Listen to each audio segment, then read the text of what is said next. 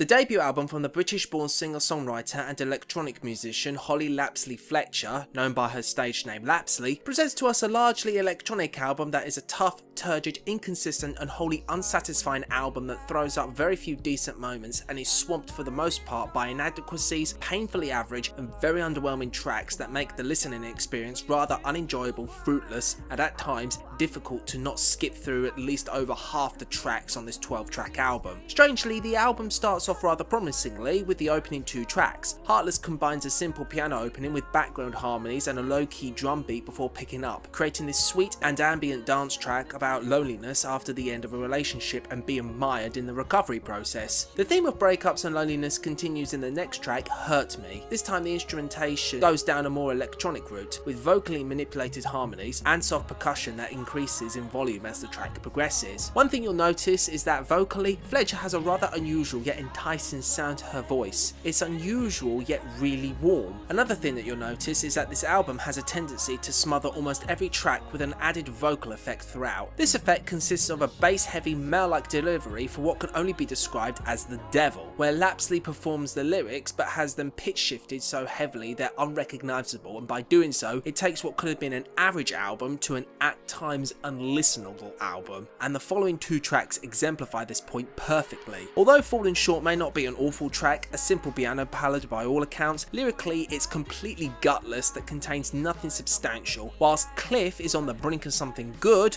no pun intended, a song that reads as Fletcher meeting a lad contemplating throwing himself off a cliff, and the song pretty much ends without any indication of what happened. And again, it's so thin on the grounds in terms of what happened. Why is he there?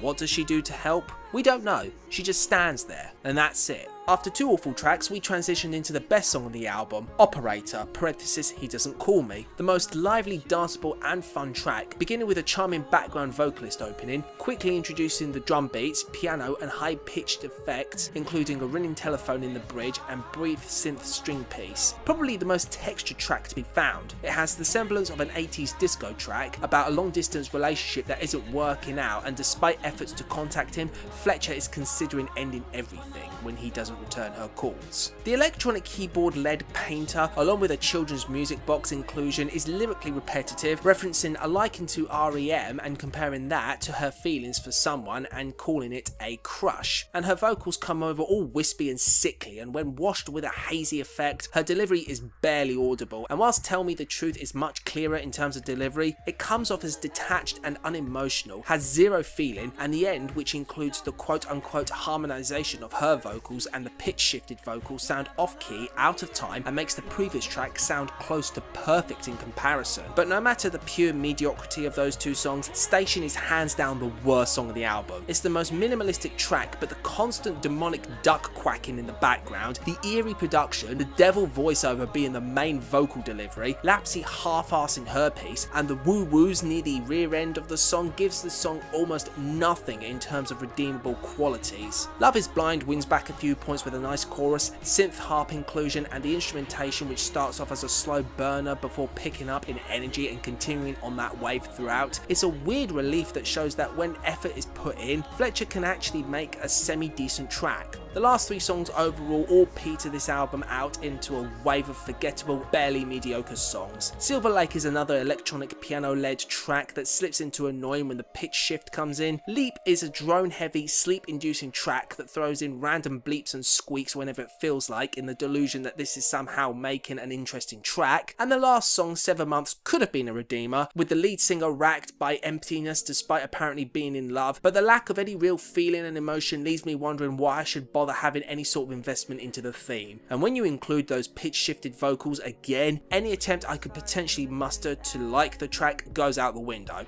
Overall, I don't like this album as a whole. It's too inconsistent, it's produced poorly, the vocals are more miss than hit, and the inclusion of pitch shifted vocals on what feels like every single song on this album leads me to give this album the middle finger and advise anyone out there to avoid it. Or listen to the 4 recommended songs and be done with this album altogether.